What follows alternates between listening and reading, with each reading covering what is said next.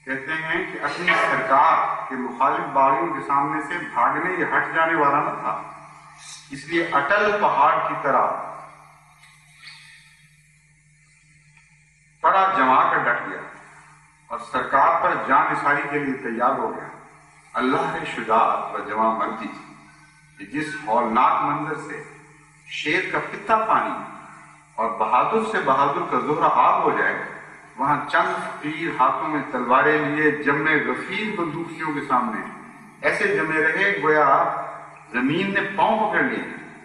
چنانچہ آپ پر خیریں ہوئی اور حضرت حافظ صاحب رحمۃ اللہ علیہ زیر ناف گولی کھا کر شہید بھی ہو گئے۔ یہ ہے ان کا جہاد۔ اپنے منہ سے تسلیم کر رہے ہیں کہ مسلمانوں کا جہاد تھا انگریز کے خلاف، اور آج جو جماعتیں مجھے پر بڑھ بڑھ کے باتیں کرنے والے ہیں، ان کے باوجود یہ کر رہے تھے اس جہاد میں۔ لیکن جیسا کہ میں نے کہا ہے، یہ بالکل جھوٹ ہے، کوئی جہاد نہیں تھا۔ اس وقت کے چوٹی کے علماء اور خدا ترس علماء مسلمانوں کو متنبع کر رہے تھے کہ فتنہ و فساد ہے، اس میں ملوث نہ ہو، تمہارے مفادات کے خلاف ہے یہ بات۔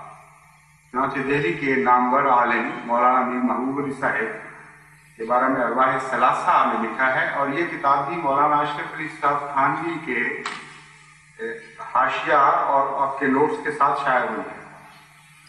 لکھتے ہیں غدر میں بہت علماء مخالف تھے اور کہتے تھے کہ یہ جہاد نہیں ہے۔ انہی میں میر محبوب علی صاحب بھی تھے، اور آپ وعظ و نصیحت کے ذریعے لوگوں کو غدر سے روکتے تھے۔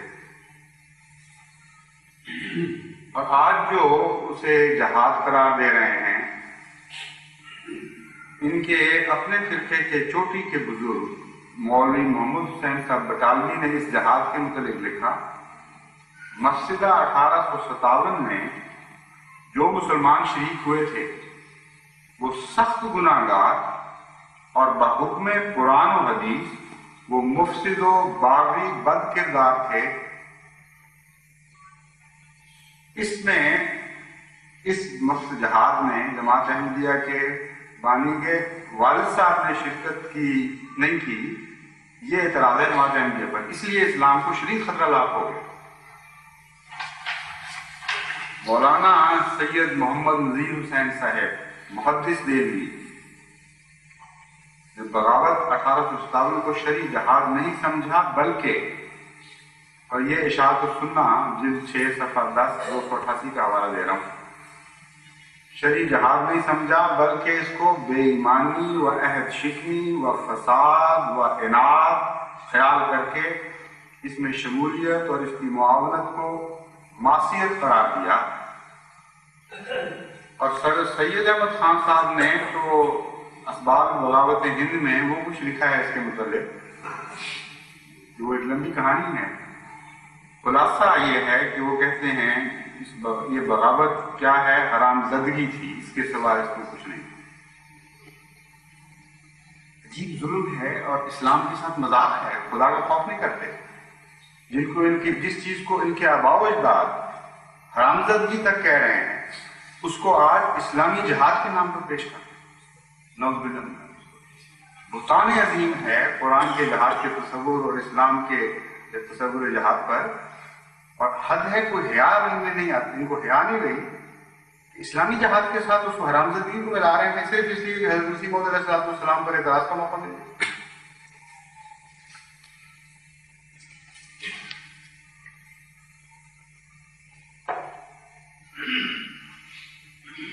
ایک اور اعتراض پہلے بھی اٹھایا جا چکا، پہلے اٹھایا تو خیر ضرورت سے یہی ہے، پہلے سے اس کے قصے کا جواب دیا جا چکا ہے۔ وہ دمشق کے منار پر حضرت عیسیٰ علیہ السلام کے نزول سے تعلق رکھتا ہے۔ اس سے پہلے میں نے اس کے اس حصے کا جواب دیا تھا کہ جس میں ذکر تھا کہ 2 زرد چادروں میں لپٹا ہوا آئے گا، اور انہوں نے کہا تھا کہ کسی غلط بیمانی لغو تعبیر کر دی اس کی، یہ چادروں سے مراد بیماریاں ہیں۔ چنانچہ میں نے بیان کیا کہ اگر مراد نہیں لینی تو پھر ظاہری طور پر لو، اور ظاہری طور پر تو حضرت رسول اکرم صلی اللہ علیہ وسلم کا فیصلہ ہے کہ یہ تو کافروں کی علامت ہے زرد چادریں، اس لیے کوئی مسلمان زرد چادروں کو استعمال نہ کرے۔ لیکن اس کا دوسرا حصہ جو ہے وہ اب میں رکھتا ہوں اعتراض کا آپ کے سامنے. کہتے ہیں احادیث نبوی میں بڑی صراحت اور وضاحت سے بیان کیا گیا ہے کہ عیسیٰ ابن مریم دمشق میں اتریں گے اور مسلمانوں کو عظیم فریب کار الدجال کے فتنہ عظیم سے نجات دلائیں گے. لیکن مرزا صاحب اس حدیث کو مضحکہ خیز تعویل سے اپنے حق میں استعمال کرتے ہیں اور آگے وہ تعویلیں کہ دمشق سے مراد دمشق نہیں بلکہ مسیح دمشق ہے اور مسیح سے مراد مسیح نہیں بلکہ مسیح ہے. کہتے ہیں اتنی مضحکہ خیز تعویلیں کرنے والا شخص کیا اسلام اور عالم اسلام کے لیے خطرہ نہیں؟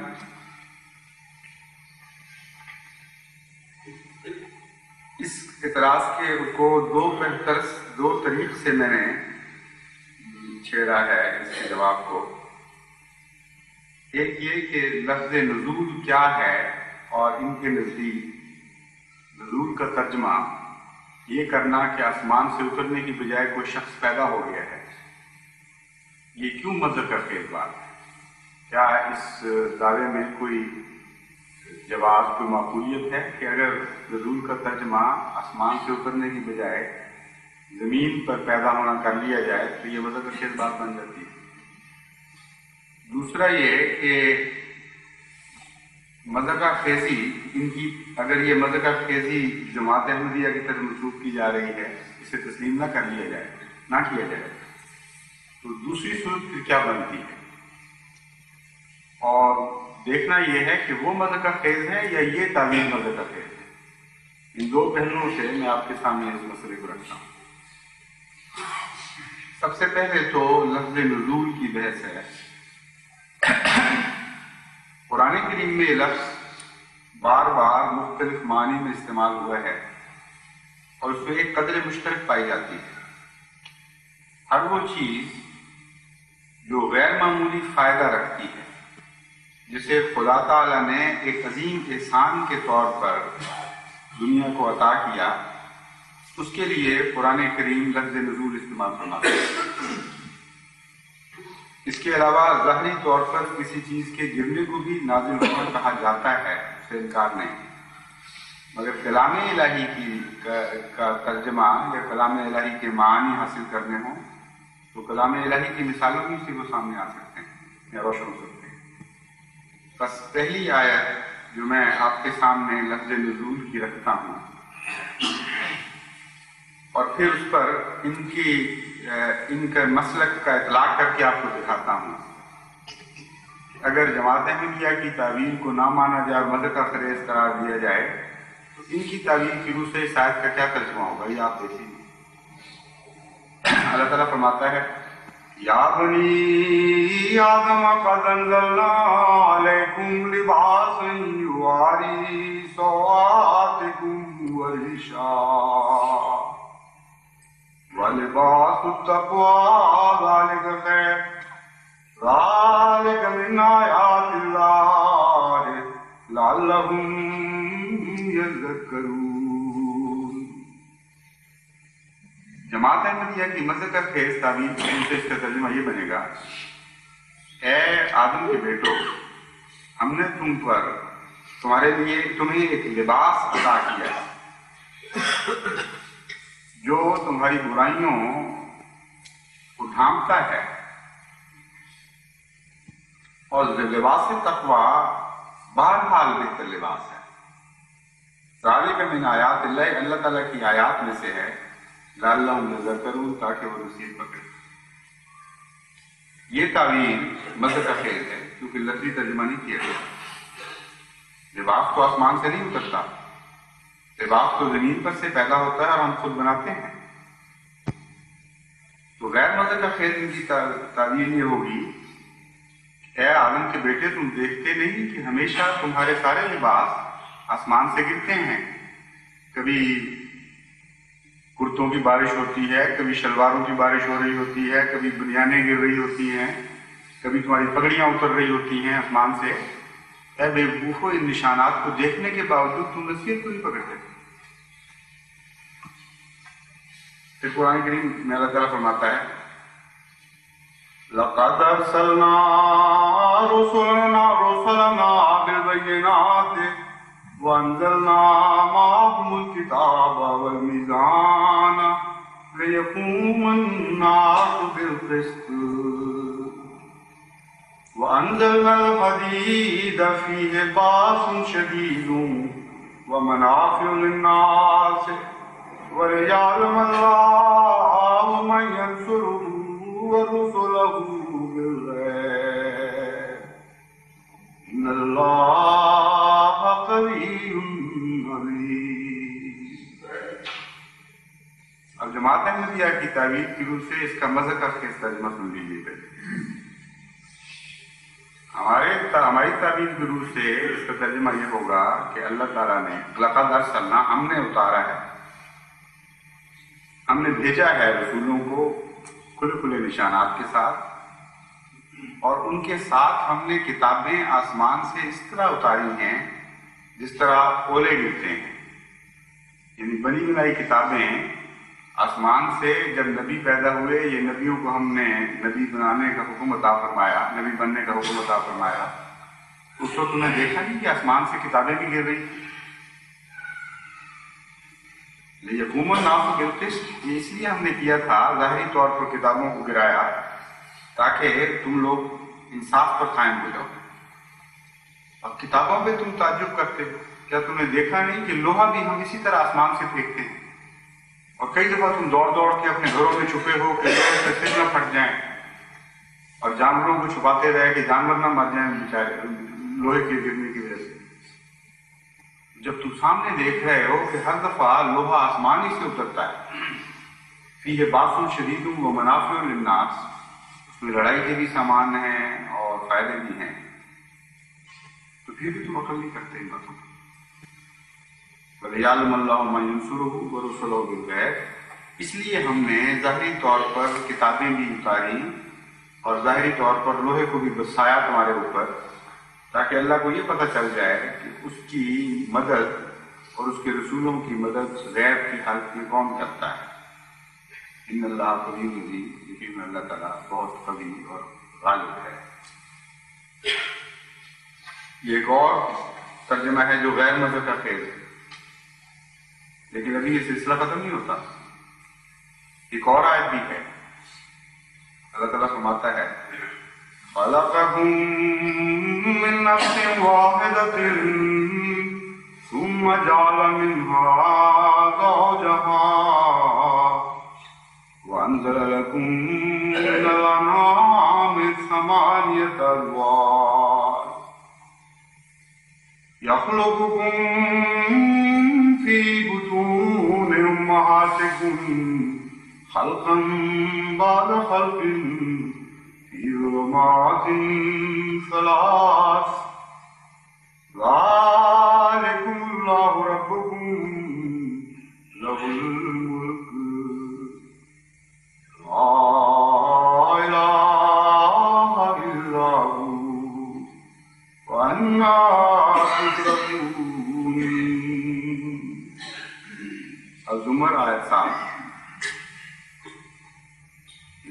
حکومت پاکستان کے نزدیک جماعت احمدیہ کا مذہب کا خیز ترجمہ اس آیت کا یہ بنے گا کہ خلقکم من نفس واحدۃ، تمہیں ایک ہی جان سے پیدا کیا، پھر تمہیں جوڑے بنایا، لیکن تمہیں تو اس طرح پیدا کیا.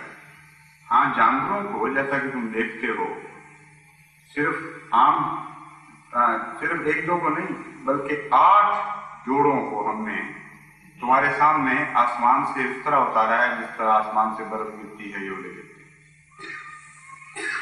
اور تم جانتے ہو کہ زمین سے جانور پیدا نہیں ہوتے بلکہ ہمیشہ آسمان سے گرا کرتے ہیں. جبکہ یخلقکم فی بطون امہاتکم، یہ تو ان کا ترجمہ ہے، معاف کرنا میں پہلے کر دیا ان کا. جماعت احمدیہ کا ترجمہ تو یہ ہے کہ خلقکم من نفس واحدۃ، تمہیں ایک جان سے پیدا کیا، جعل منہا زوجہا، اسی سے تمہارا جوڑا بھی پیدا کیا. پھر انزل لکم من الانعام ثمانیۃ ازواج، 8 جانور تمہارے لیے انعام میں سے ایسے پیدا کیے جو بے حد فوائد تمہارے لیے رکھتے ہیں. اور خدا کی خاص عطا ہے यखलुकुकुम फी बुतूनि उम्महातिकुम खल्क़न बअद खल्क़िन, तुम्हें भी अल्लाह ताला अपनी माओं के पेट में कई किस्म की तकलीफ में से गुजारता है। 3 अंधेरे के पर्दों में ये वाक़यात छुपे हुए हैं। ज़ालिकुमुल्लाहु रब्बुकुम लहुल मुल्क, ये अल्लाह है तुम्हारा रब और उसी की बादशाह है, उसके सिवा और कोई माबूद नहीं। कहाँ उल्टे पांव फिरे जाते हो।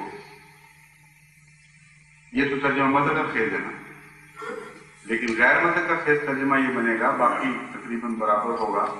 लेकिन जब अंज़ला लकुम मिनल अनाम पे पहुंचेंगे मौलवी, तो तर्जुमा ये करेंगे कि लफ्ज़ नुज़ूल आया है, सवाल ही नहीं पैदा होता है इसका तर्जुमा या तावील करने का। उससे तो कुरान के साथ तमस्सुल शुरू हो जाएगा। लफ्ज़ी तर्जुमा हमने जरूर करके छोड़ना है, और लफ्ज़ी तर्जुमा ये बनता है कि तुम्हारे सामने 8 जानवर जो अनाम से ताल्लुक़ रखते हैं वो हमने उतारे हैं। तुम आसमान से इनको देखते हो गिरते हुए, इनकी बारिशें बरसती हैं, तुम भाग भाग के इनको बांधते हो, घरों में लेके जाते हो, और फिर खुदा की कुदरतों का इनकार कर रहा है।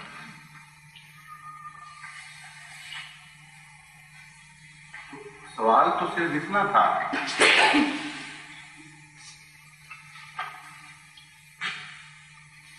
हदीस वाले हिस्से में भी कहा गया है कि गैरों के सिर्फ मैंने तर्जुमा पेश कर दिया था, इसलिए मैं वो भी दुरुस्त कर दूं।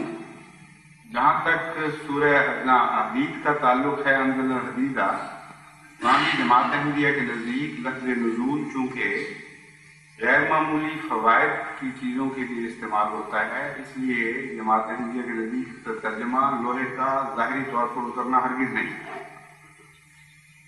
बल्कि सिर्फ इतना तर्जुमा है, हालांकि वो ज़मीन से निकलता है कि चूंकि खुदा ताला ने इंसान के गैर मामूली फवायद उसके साथ वाबस्ता फरमा दिए हैं, इसलिए वहां लफ्ज़ नुज़ूल आया है।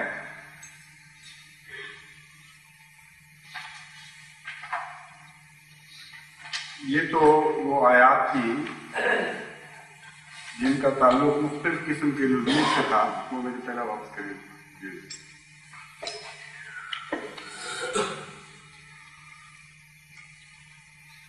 और अब मैं वापस आता हूं उसी हिस्से की तरफ जो हज़रत मुस्लिम अलैहिस्सलाम पर एतराज़ उठाया गया है। तो आयत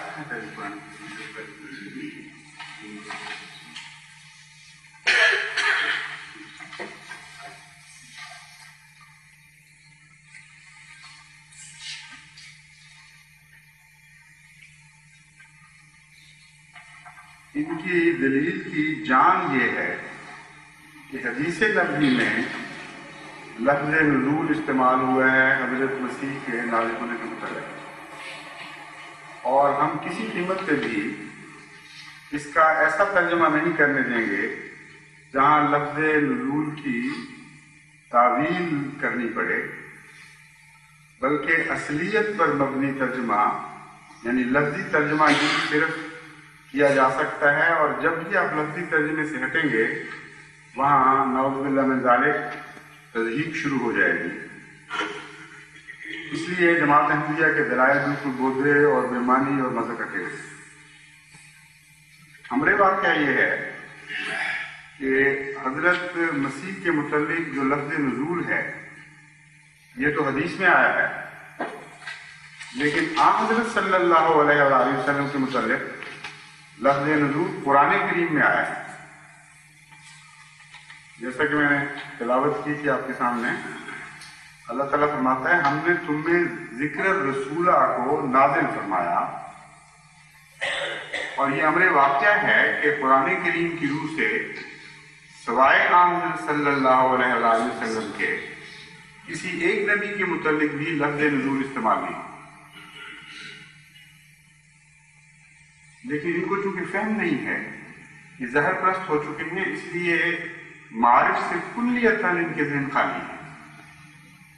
ना कलाम इलाही को समझते हैं, ना अक्ल इतनी रखते हैं कि कलाम इलाही का ऐसा तर्जुमा करें जो अल्लाह के वक़ात के मुताबिक हो, बल्कि ज़ाहिर परस्त होने की वजह से इसरार होता है कि लफ्ज़ी तर्जुमा किया जाए।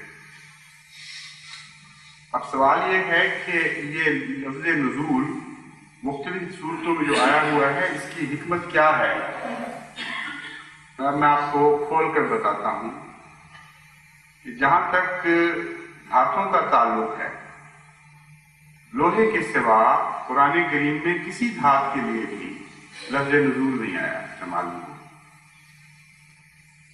बेशुमार धातें हैं, लेकिन खुदा ताला ने लोहे को चुना है ये फरमाने के लिए कि इसे हमने नाज़िल किया है। जानवर भी अनगिनत हैं।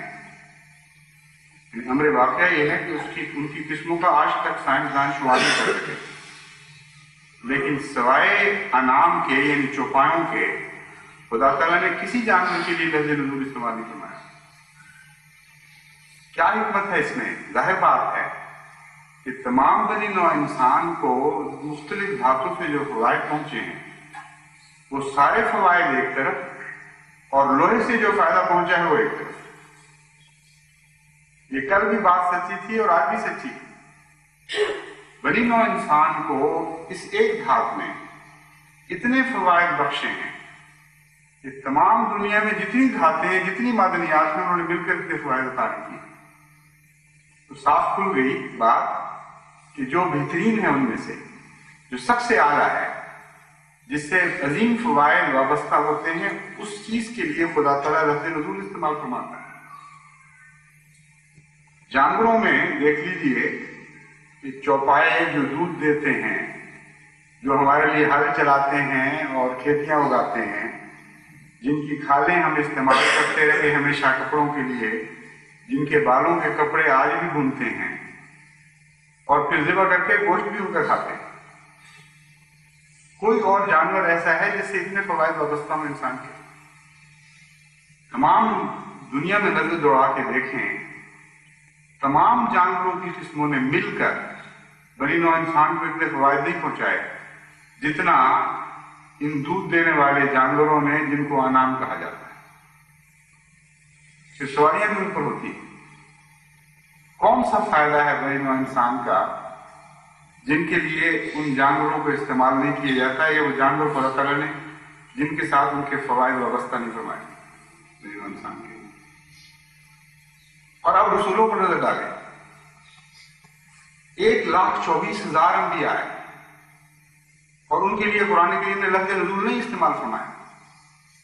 एक ही नबी है, हमारे आका और मौला हज़रत मोहम्मद मुस्तफ़ा सल्लल्लाहु अलैहि वसल्लम, जिनको कलाम इलाही ने फरमाया कि वो नाज़िल हुआ है। इसलिए कि खुदा की कसम, सारी कायनात में जितने नबी आए सब ने मिलकर बनी नौ इंसान को फवायद भी पहुंचा जितने हमारे आका और मौला हज़रत मोहम्मद मुस्तफ़ा सल्लल्लाहु अलैहि वसल्लम।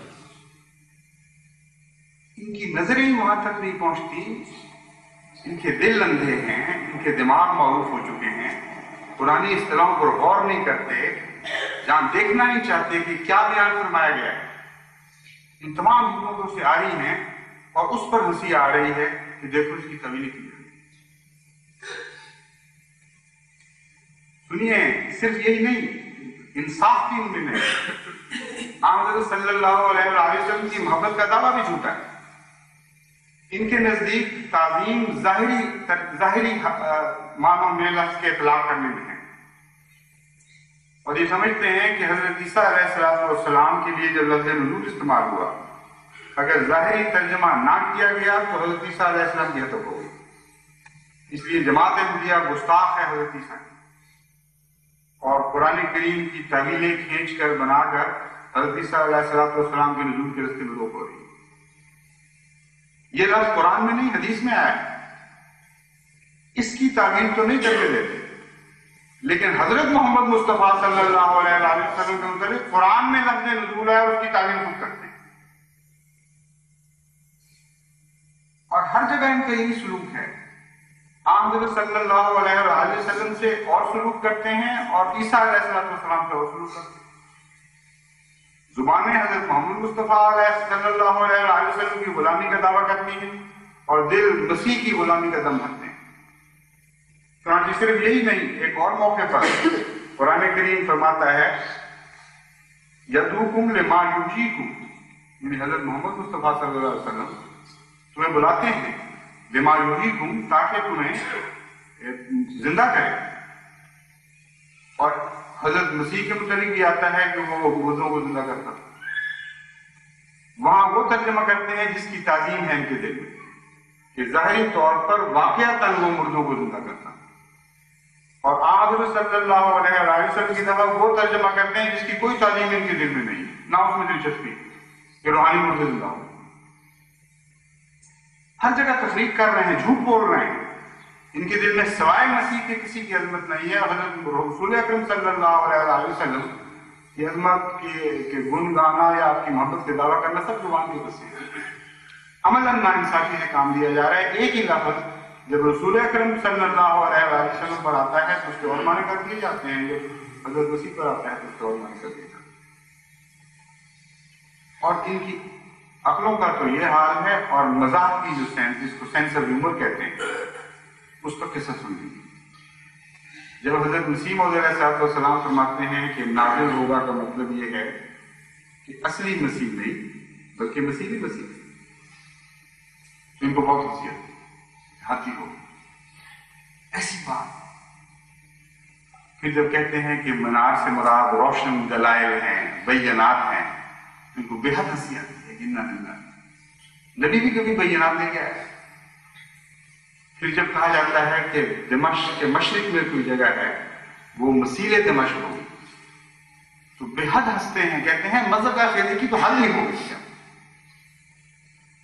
اور کہتے ہیں ہر جگہ اصلی ترجمہ ہم کر کے دکھائیں گے اور اس کے بغیر ہم نے بات ہی نہیں مانی. اور اب اصلی سن لیجیے. یہ واقعہ تو سارا ہنسی والا ہے کہ خدا کا کوئی نبی آسمان سے لٹکتا ہوا نہ اترے بلکہ پیدا ہو زمین سے اور بینات لے کر آئے، دلائل کے منار پر کھڑا ہو اور صلح کا پیغام لے کر آیا. اور قرآن دمشق میں نہیں بلکہ اس کے ایک مسیح شہر میں وہ خدا تعالیٰ کی طرف سے بھیجا جائے. یہ ساری باتیں ہیں مذہب کا خیر. اور ان کا تصور کیا ہے جو مذہب کا خیر نہیں؟ یہ کہتے ہیں کہ کم از کم 2000 سالہ بعد آئے، آسمان سے اس طرح اترے گا کہ اس نے 2 زرد چادریں پہنی ہوں گی جس طرح سادھو نے پہنی ہوں گی، اور 2 فرشتوں کے کندھوں پر ہاتھ رکھا ہوگا اور لٹکتا ہوا کسی وقت وہ دمشق میں اترے گا. اور لوگ دیکھ رہے ہوں گے سارے اور تالیاں بج رہی ہوں گی کہ آ گئے آخر مسیح. اور جب اترے گا تو کیا کرے گا؟ یہ بھی آتا ہے کہ وہ شادی کرے گا اور اس کے بچے بھی ہوں گے.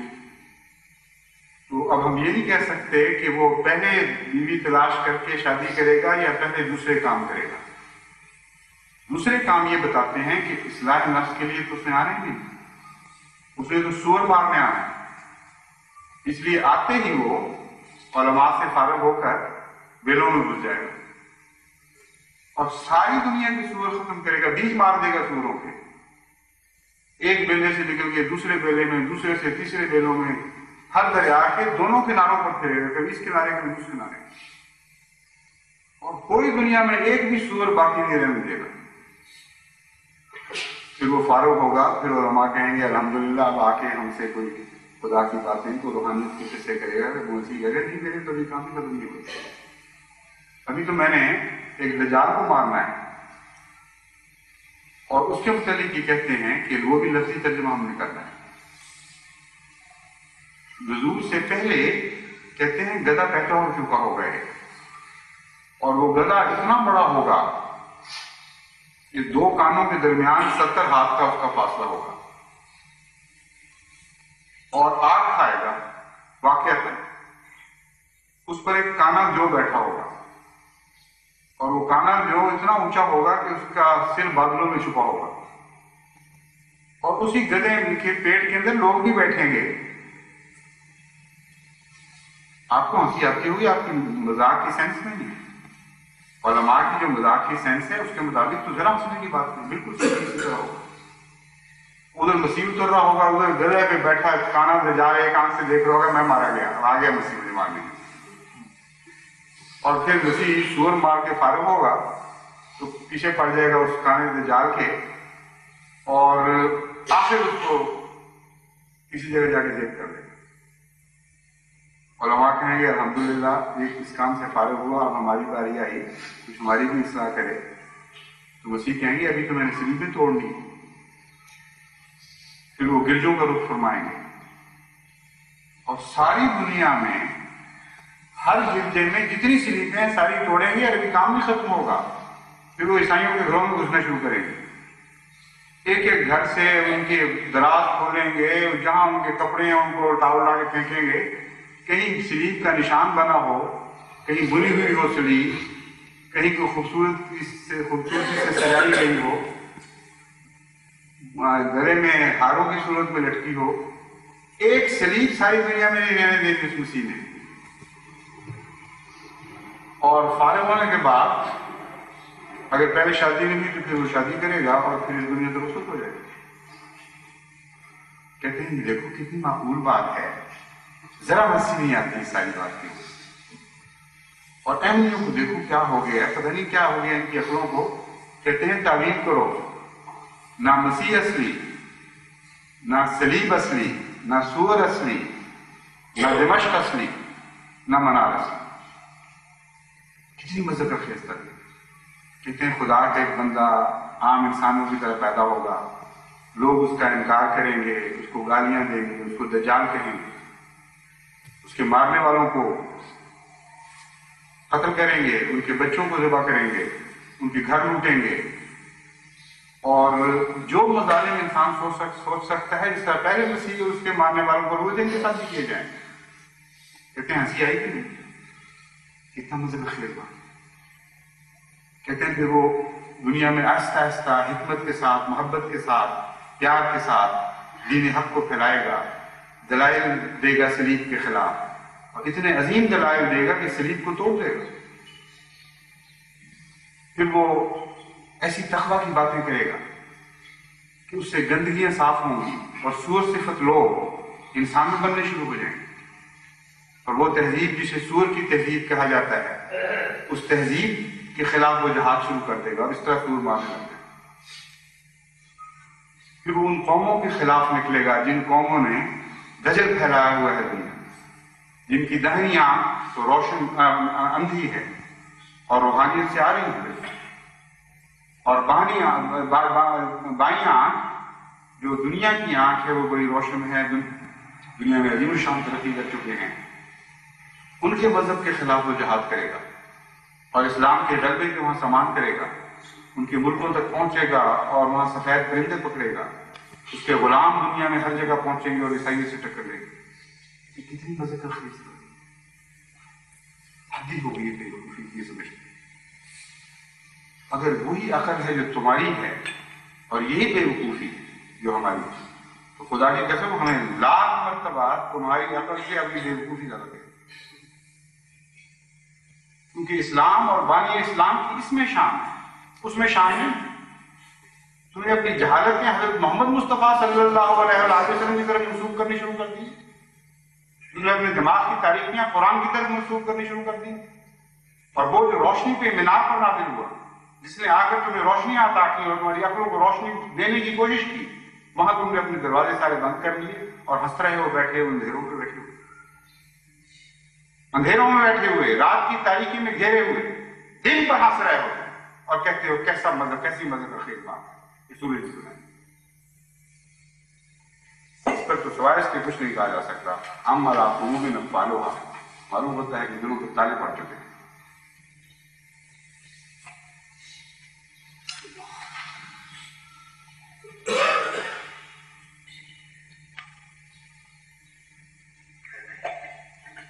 ایک اعتراض ان کو حضرت مسیح موعود علیہ السلام کی زبان پر ہے،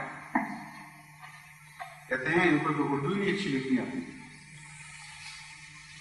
اور چونکہ حضرت مرزا صاحب کو لکھنا نہیں آتا، کہتے ہیں ایک تو دیکھو ذرا تحریروں کو پڑھنا ایک خشک اور غیر دلچسپ مشغلہ ہوتا ہے۔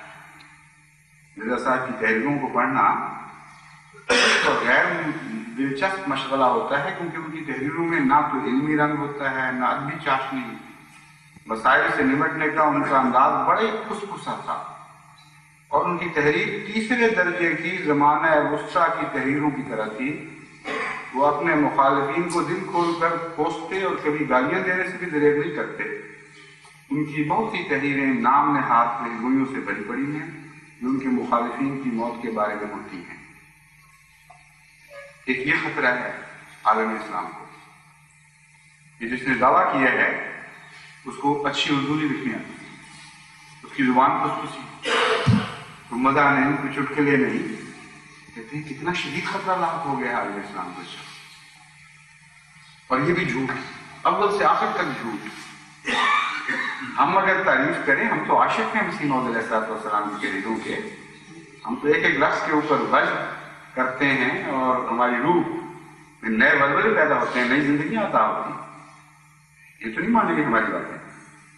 پھر ان کے علماء سے پوچھتے ہیں، ان علماء سے جو کسی زمانے میں تقویٰ کا اعلیٰ معیار رکھتے تھے، ان کے مصنفین سے پوچھتے ہیں، ان کے چوٹی کے اردو دانوں سے پوچھتے ہیں، وہ جن کی تحریریں تمام ہندوستان میں مشہور اور مرغوب ہوئیں، ان سے پوچھتے ہیں کہ حضرت مسیح موعود علیہ السلام کی تحریریں جب تم پڑھا کرتے تھے تو تم پر کیا اثر ہوتا تھا؟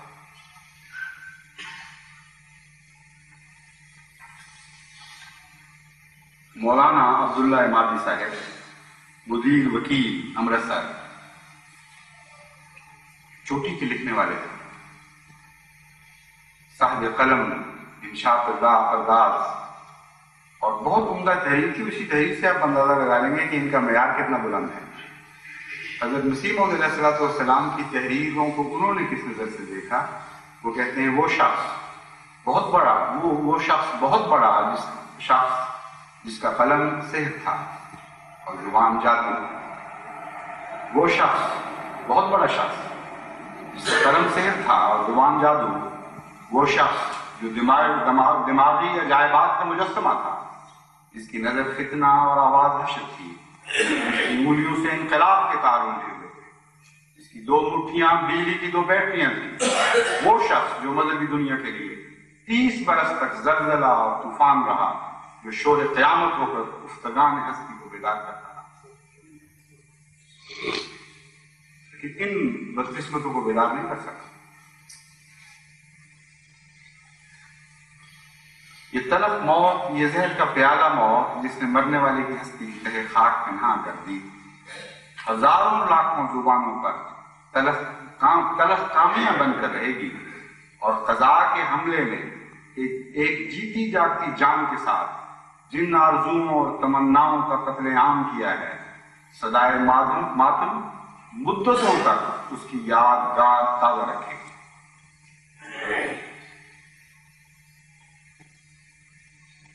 پھر فرماتے ہیں ایسے لوگ جن سے مذہبی یا عقلی دنیا میں انقلاب پیدا ہو، ہمیشہ دنیا میں نہیں آتے۔ یہ نازش فرزندان تاریخ بہت کم منظر عالم پر آتے ہیں، اور جب آتے ہیں تو دنیا میں انقلاب پیدا کر کے دکھا جاتے ہیں۔ مرزا صاحب کی سیرت نے ان کے بعض دعوی اور بعض معتقدات سے شدید اختلاف کے باوجود ہمیشہ کی مفارقت پر مسلمانوں کو ان تعلیم یافتہ روشن خیال مسلمانوں کو محسوس کرا دیا کہ ان کا ایک بڑا شخص ان سے جدا ہو گیا۔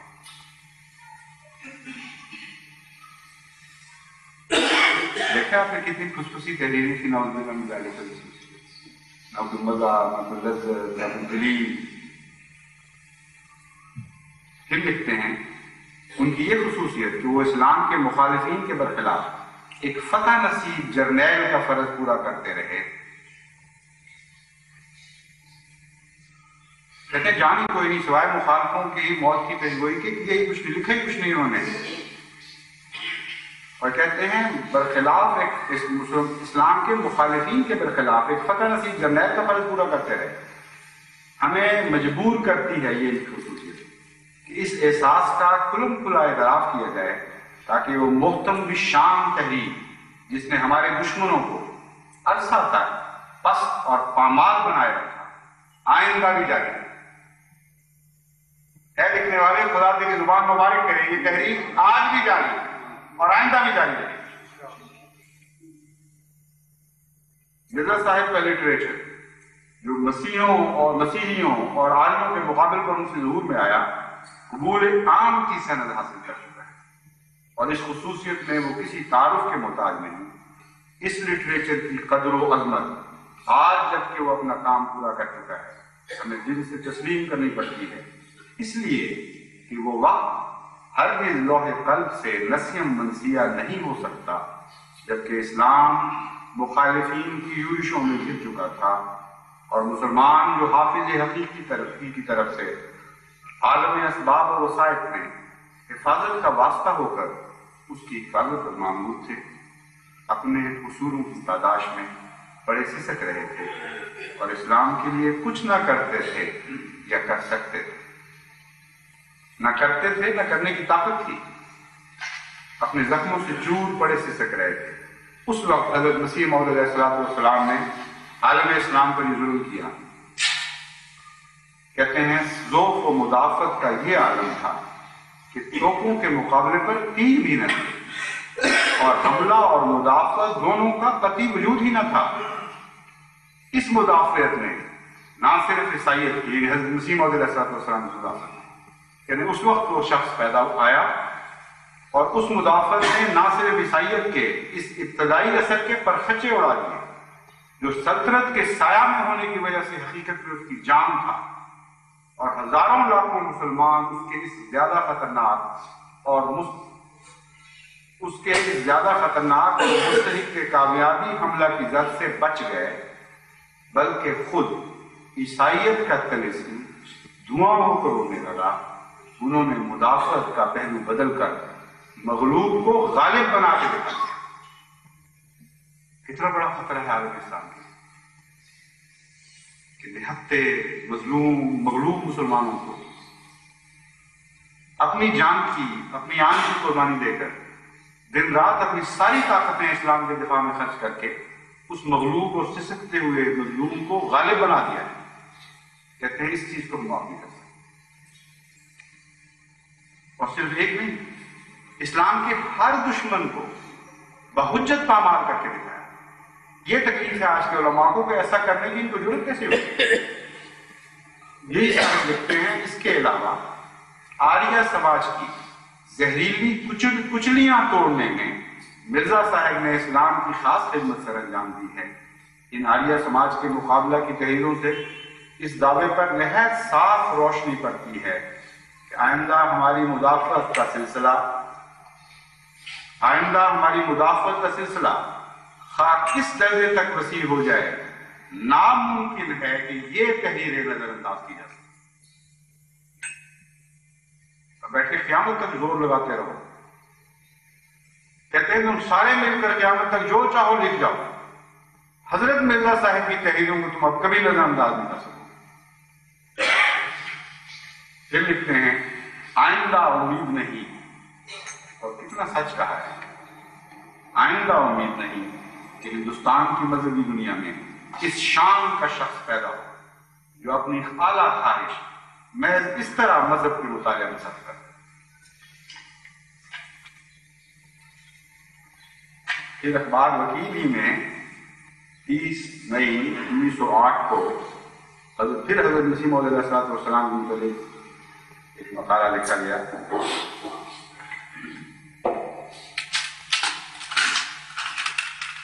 لکھتے ہیں جبکہ ان کی 35-36 سال کی عمر تھی، ہم ان کو غیر معمولی مذہبی جوش میں سرشار پاتے ہیں۔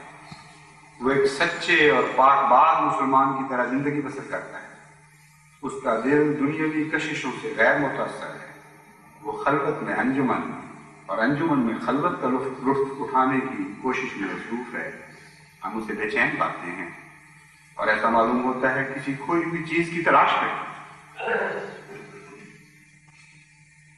وہ اسلام کے غلبے کی تلاش تھی، اس یوسف کی تلاش تھی جس کی بو آنے لگی تھی حضرت مسیح موعود، جس کی خوشبوئیں آ رہی تھیں۔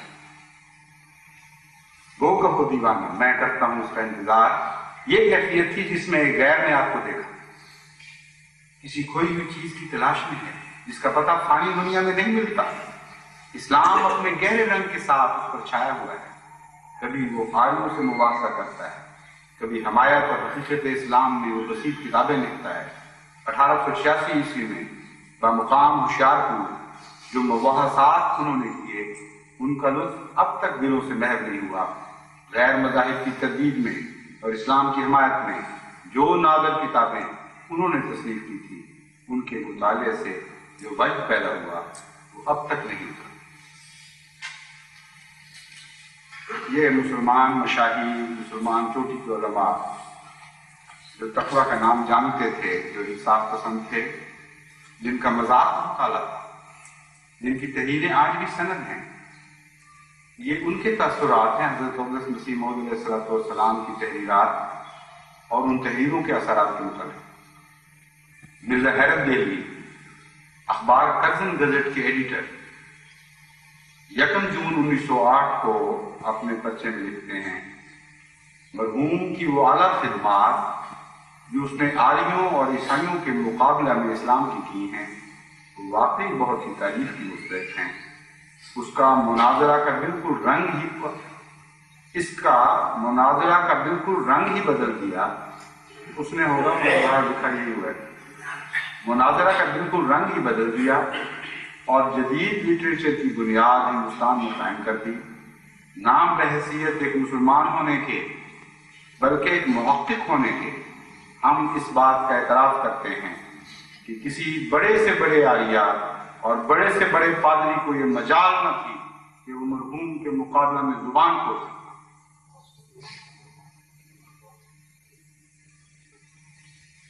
बड़े से बड़े आलिया और बड़े से बड़े पादरी को ये मजाल न थी कि वो मरहूम के मुकाबला में जुबान खोल सकता। जो बेनजीर किताबें आर्यों और ईसाइयों के मज़ाहिब के रद्द में लिखी गई और जैसे दंदान शिकन जवाब मुखालिफीन इस्लाम को दिए गए, आज तक माकूलियत से उनका जवाब हमने तो नहीं दिया। यही तकलीफ है हुकूमत पाकिस्तान को। ऐसी तहरीरें लिख दिया कि जिसके नतीजे में आज तक ना आर्यों को जवाब बना, ना ईसाइयों को जवाब बना, दंदान शिकन जवाब उनको जवाब दिए इस्लाम के खिलाफ। इतना बड़ा खतरा आलम इस्लाम है। और लिखते हैं कि सिवाय इसके कि बदजुबानी करते थे नौजुबिल्लाह मिन ज़ालिक मुखालिफों के सामने, और कोई काम ही नहीं था तहरीरात। हद हो गई है जहालत की नहीं, वाज़ेह झूठ, अमदन जानते हुए देखते हुए कुल्लियतन रोहतान तराशी से काम लिया जाए। या फिर कभी कोई किताब नहीं पढ़ी और घर बैठे एक इबारत लिखी जा रही है जो सवाए दजल के और कोई भी मुकाम नहीं रखती। अब सुनिए कौन गालियां दिया करता था, कुछ मिसालें मैं बाद में भी दूंगा। यही मिर्जा हैरत देलवी मुनाजिरे के रंग बता रहे हैं क्या थे। हज़रत मसीह मौऊद अलैहिस्सलाम की तरफ से क्या मनस्सा शहूद पे उभर रहा था और मुखालिफीन की तरफ से क्या हरबे इस्तेमाल हो रहे थे। कहते हैं उनका जवाब हमने तो नहीं देखा, सिवाय इसके कि आर्या नहायत बद तहजीबी से उसे या पेशवायान इस्लाम या उसूल इस्लाम को गालियां दें, मगर उसके कलम में इस कदर कुव्वत थी कि आज सारे पंजाब बल्कि बुलंदी हिंद में भी उस कुव्वत का कोई लिखने वाला नहीं।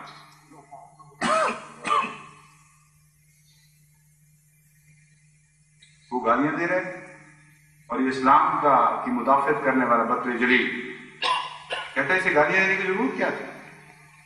उसके कलम में इस कदर कुव्वत थी कि आज सारे पंजाब बल्कि बुलंदी हिंद में भी इस कुव्वत का कोई लिखने वाला नहीं। एक पुरजज्बा और कवि अल्फाज का अंबार उसके दिमाग में भरा रहता था और जब वो लिखने बैठता था तो जचे तुले अल्फाज की ऐसी आमद होती कि बयान से बाहर। मौलवी नूरुद्दीन मरहूम खलीफा अव्वल से जो नावाकिफ है वो तो अपनी गलती से ये समझते हैं कि इन किताबों में मौलवी नूरुद्दीन ने बहुत मदद दी है, मगर हम अपनी जाती वाकफियत से कहते हैं कि हकीम नूरुद्दीन मरहूम मिर्जा के मुकाबले में चंद सतरें भी नहीं लिख सकता। अगरचे मरहूम के उर्दू अदब में बार मुकामात पर पंजाबी रंग अपना उर्दू अदब में बार मुकामात पर पंजाबी रंग अपना जलवा दिखा देता है, तो भी उसका पुरजोर लिटरेचर अपनी शान में बिल्कुल निराला है और वाकई उसकी बात पढ़ने से एक वजद की सी हालत तारी होती है।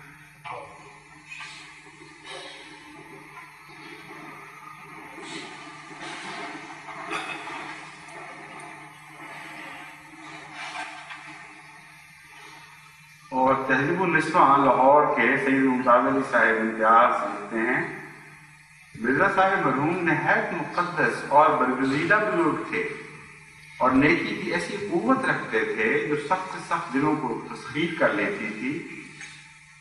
وہ نہایت باخبر عالم، بلند ہمت مصلح اور پاک زندگی کا نمونہ تھے۔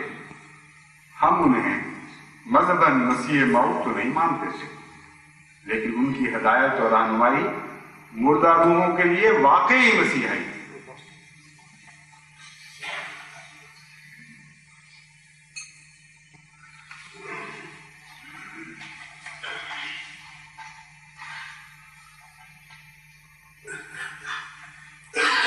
صادق الاخبار ریواڑی لکھتا ہے مرزا صاحب نے اپنی پرزور تقریروں اور شاندار تصانیف سے مخالفین اسلام کو ان کے لچر اعتراضات کے دندان شکن جواب دے کر ہمیشہ کے لیے ثابت کر دیا اور کر دکھایا ہے کہ حق ہی حق ہے، اور واقعی مرزا صاحب نے حق حمایت اسلام کا کما حق پورا کر کے خدمت دین اسلام میں کوئی دقیقہ فروگزاشت نہیں کیا۔ انصاف متقاضی ہے کہ ایسے اولو العزم حامی اسلام اور معین المسلمین فاضل اجل عالم بے بدل کی ناگہانی اور بے وقت موت پر افسوس کیے۔ خواجہ حسن نظامی شروع معروف لکھنے والے اردو دان خاندان میں سے ایسے جو سارے ہندوستان میں عزت کی نگاہ سے دیکھا جاتا ہے، لکھتے ہیں اور مخالفتیں ہیں عزت کی، تو معیت تو نہیں تھی۔ لکھتے ہیں مرزا غلام احمد صاحب اپنے بہت وقت کے بہت بڑے فاضل بزرگ تھے۔ آپ کی تصانیف کے مطالعہ اور آپ کے ملفوظات کے پڑھنے سے بہت فائدہ پہنچ رہا ہے، اور ہم آپ کے تباہر علمی اور فضیلت و کمال کا اعتراف کیے بغیر رہ نہیں سکتے۔ اخبار منادی 27 فروری 4 مارچ 1930۔ مولوی ظفر علی خان تک سے تو برداشت نہیں ہوا اور تسلیم کرنا پڑا کہ حضرت مسیح موعود علیہ السلام کی تحریروں میں شدید قوت تھی۔ کہتے ہیں ہندو اور عیسائی مذہبوں کا مقابلہ مرزا صاحب نے نہایت قابلیت کے ساتھ کیا ہے۔ آپ کی تصانیف سرمہ چشماریہ اور چشمہ مسیح وغیرہ آریہ سماجیوں اور مسیحیوں کے خلاف نہایت اچھی کتابیں لکھی۔ یہ تحریر تو خصوصی سی ہے مگر بہرحال تاریخ درست ہے۔ حضرت مسیح موعود علیہ السلام کو یہ قوت کہاں سے ملی؟ بڑے بڑے عالم لوگ موجود تھے، بڑے بڑے زباندان تھے جنہوں نے بڑی بڑی یونیورسٹیوں میں تعلیمات حاصل کی تھی۔ حضرت مسیح موعود علیہ السلام نے تو گھر میں عام جہاد کے استادوں سے کچھ 2 حرف پڑھنے لکھنے سیکھے تھے۔ کہاں سے یہ قابلیت پیدا ہوئی؟ کہاں سے غیر معمولی قوت اور شوقت پیدا ہوئی؟ حضرت مسیح موعود علیہ السلام سے پوچھتے ہیں تو معلوم ہوتا ہے کہ اپنی طرف اس میں سے ایک ذرہ بھی منسوخ نہیں فرماتے۔ جانتے ہیں کہ میں تھا غریب ہو، بے کس ہو، گمنام ہو، کوئی نہ جانتا تھا کہ حقیقت میرے وجود کی بھی کسی کو خبر نہیں۔ میری تو کچھ بھی نہیں، میرا خدا ہے جو مجھے قوت بخشا ہے، وہی ہے جس نے مجھے بھیجا ہے، وہی میری زبان پر معرف جاری کرتا ہے، وہی میرے قلم میں عظیم قوتیں عطا کرتا ہے، اور ایسے معرف اسے بہتے ہیں کہ جیسے الزم کے معرف سے اس کا وابستہ ہو، اور وہ اس سے موتی اگالتا چلا جاتا ہے۔ یہ ہے نقشہ جو حضرت مسیح موعود علیہ السلام کا اپنے متعلق ہے کہ میں کچھ بھی نہیں، میری ذات کی کوئی حقیقت بھی نہیں ہے، میری تعلیم کچھ نہیں، تم اگر میری تعلیم یا میری ذات کے اوپر ہنستے ہو تو جو چاہو کرو، لیکن جس قادر مطلق، جس خالق کائنات کے ساتھ میرا تعلق ہے اس پر کیسے ہنسنے کی ضرورت کرو؟ اور یہ تحریریں، یہ کلام ثبوت ہے اس بات کا کہ میرا تعلق سرچشمہ عرفان سے ہے۔ فرماتے ہیں میں بڑے دعوے اور استقلال سے کہتا ہوں کہ میں سچ پر ہوں، اور خدا تعالیٰ کے فضل سے اس میدان میں میری ہی فتح ہے، اور جہاں تک میں دوربین نظر سے کام لیتا ہوں تمام دنیا اپنی سچائی کے تحت اقدام دیکھتا ہوں۔ یہ وہ تحریر ہے جو ان کی نظر میں خصوصی ہے. اب آگے چل کے سنیے اس کی شان، اس کی شوق. یہ کلام ہی بالکل نرالا ہے، عام انسانی کلام ہے ہی نہیں. حقیقت میں اس زبان سے خدا بولتا تھا، تب اس میں ایک عظیم قوت اور عظیم شان پیدا ہو کرتی. جہاں تک میں دوربین نظر سے کام لیتا ہوں، تمام دنیا اپنی سچائی کے تحت اقدام دیکھتا ہوں. کیسا پیارا، کیسا وجد آفریت ہے. اور قریب ہے کہ میں ایک عظیم الشان فتح پاؤں. کیوں؟ کیونکہ میری زبان کی تائید میں ایک اور زبان بول رہی ہے، اور میرے ہاتھ کی تقویت کے لیے ایک اور ہاتھ چل رہا ہے جس کو دنیا نہیں دیکھتی مگر میں دیکھ رہا ہوں. میرے اندر ایک آسمانی روح بول رہی ہے جو میرے لفظ لفظ اور ہر حرف کو زندگی بخشتی. میرے اندر ایک آسمانی روح بول رہی ہے جو میرے لفظ لفظ اور ہر حرف کو زندگی بخشتی ہے، اور آسمان پر ایک جوش اور ابال پیدا ہوا ہے جس نے ایک پتلی کی طرح اس مشت خاک کو کھڑا کر دیا. ہر یک وہ شخص جس پر توبہ کا دروازہ بند نہیں، ہم قریب دیکھ لے گا کہ میں اپنی طرف سے نہیں ہوں. کیا وہ آنکھیں بینا ہیں جو صادق کو شناخت نہیں کر سکتی؟ کیا وہ بھی زندہ ہے جس کو اس آسمانی صدا کا احساس نہیں؟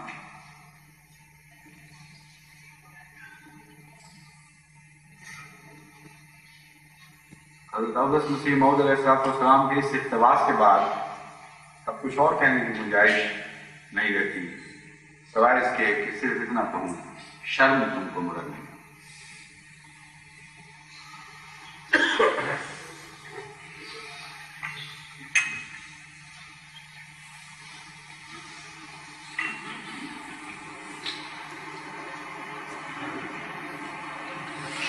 الحمدللہ نحمده ونستعینه ونستغفره ونؤمن به ونتوکل علیہ ونعوذ باللہ من شرور انفسنا ومن سیئات اعمالنا. من یهده اللہ فلا مضل له ومن يضلله فلا هادي له. ونشهد ان لا اله الا الله وحده لا شريك له ونشهد ان محمدا عبده ورسوله. عباد اللہ رحمكم اللہ ان اللہ یأمر بالعدل والإحسان وإيتاء ذي القربى وينهى عن الفحشاء والمنكر والبغي يعظكم لعلكم تذكرون. اذكروا الله يذكركم وادعوه يستجب لكم ولذكر الله أكبر.